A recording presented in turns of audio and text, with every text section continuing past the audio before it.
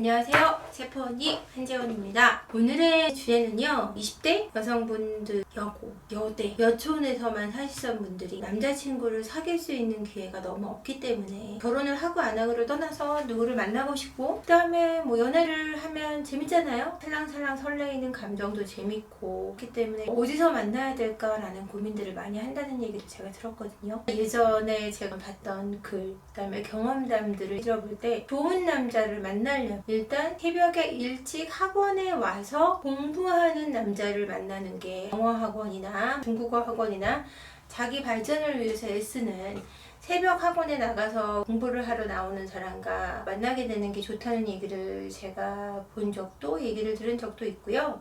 책을 읽은 적도 있고요. 그리고 또 운동하는 곳, 체육관이나 아니면 PT나 이런 걸 받는 곳에 가면 아무래도 자기에 대한 관리를 하는 사람들이 오고, 또 건강을 위해서 앞으로 일을 하기 위해서든 공부를 하기 위해서든 자신의 건강을 챙길 줄 아는 그런 사람, 그리고 성실하게 운동을 하는 사람, 그런 사람들이 조금 더 책임감이 있고, 물론 너무 지나치게 자기 몸매 만드는 데만 신경 쓰는 남자는 저는 별로인 것 같아요. 그렇기 때문에 운동을 하되 너무 지나치지 않는 정도의 사람이 좋은 것 같고요.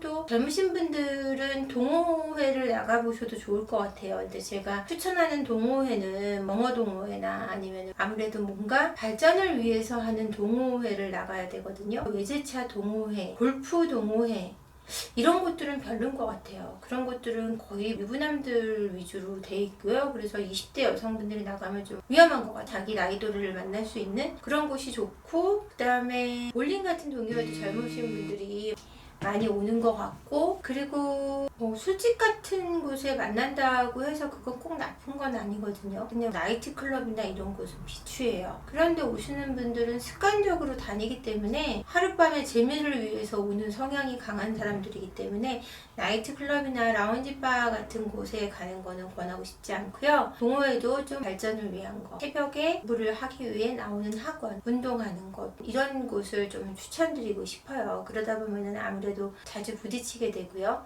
또 자주 보면 볼수록 사랑에 빠질 확률이 크다고 하니까 주에 한 번, 두 번씩 항상 정기적으로 얼굴을 보다 보면 서로에 대해서 알게 되고, 이러다 보면 연애하게 되고, 아니면 동창회 같은 데 나가시면 그래도 예전 친구들이기 때문에 20대 고르면 결혼도 서로 안 하셨으니까 옛날 친구기 때문에 또 더 편하고 서로 사랑에 빠질 확률도 좀 큰 것 같아요. 그러니까 그런 곳에 가셔서 만나시면 좋을 것 같고요. 연애를 하기 위해서든 결혼을 하기 위해서든 좋은 사람을 만나야 되는데, 좋은 남자의 조건, 나와 잘 맞는 행복하게 연애나 결혼 생활을 할 수 있는 남자에 대한 3가지 조건은 제가 말씀을 드릴게요. 그게 뭐냐면요, 첫 번째, 유머 코드가 맞아야 됩니다. 80세 이상 되신 분들이, 이제 회로하신 분들이 말씀하시는 내용 중에 내가 이 사람하고 정말 결혼을 잘했다라고 평생을 살면서 생각하셨던 게 유머 코드가 맞았기 때문에 행복했다라는 말씀들을 하시거든요. 그 유머 코드가 맞는 사람.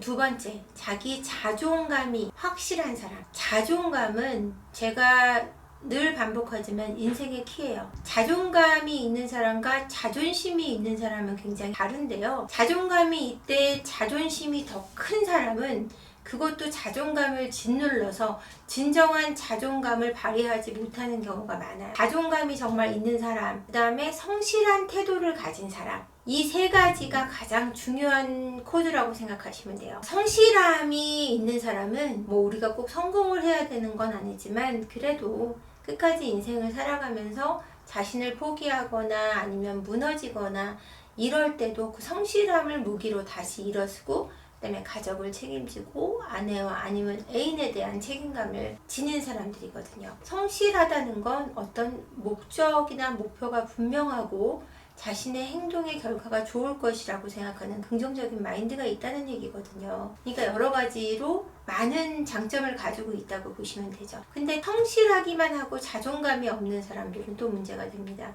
그런 사람들은 틀에 갇혀 있는 경우가 많아서 자존감은 없는데 성실하기만 하면 답답해요. 뭐 재밌는 사람이 드뭅니다. 그런 사람들은. 그러면 자존감이 있는 것을 어떻게 확인할 수 있는지 알아야 되겠죠. 자존감이 있는지 없는지 무엇으로 알까요? 그 사람의 평상시의 행동을 보면 압니다. 그 사람의 사고가 어떤 것을 대했을 때 부정적인 것을 먼저 보느냐, 좋은 점을 먼저 보느냐, 이 점을 보셔야 되고요. 그리고 주변에서 어떤 작게 부딪히는 일들이 있잖아요. 경비 아저씨랑 부딪히거나 뭐 주차하거나 시비가 붙거나 이랬을 때 굉장히 정중하게 사과할 줄 알고 그거에 대해서 좋은 방향으로 문제를 풀 수 있는 사람은 좀 자존감이 있는 거고요.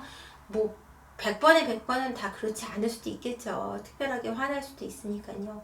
하지만 그래도 뭐든지 좋은 방향으로 풀 수 있는 성품을 가진 사람들이 있는데 그런 사람들은 자신을 존중하는 마음이 크다는 거, 자존감이 크다는 얘기예요. 그래서 남이 잘 되는 것을 시기하지 않는 사람, 그게 함께 잘 되는 걸 기뻐할 줄 아는 사람, 이런 사람들이 자존감이 있는 사람이라고 보시면 됩니다. 그 사람이 나하고의 관계를 떠나서 집안의 어떤 문제나 아니면 친구와의 문제나 회사에서의 문제를 불평불만만 하느냐 아니면 그 안에서도 재미있고 좋은 것을 이야기하고 나누느냐 이 점을 중점적으로 보시면 될 것 같아요. 좋은 남자를 만날 수 있는 곳, 뭐 사실 제가 결혼을 일찍 했기 때문에 아가씨 때 만나는 곳에 대해서 고민할 게 없었어요. 그냥 저는 고등학교 동창하고 결혼을 했거든요.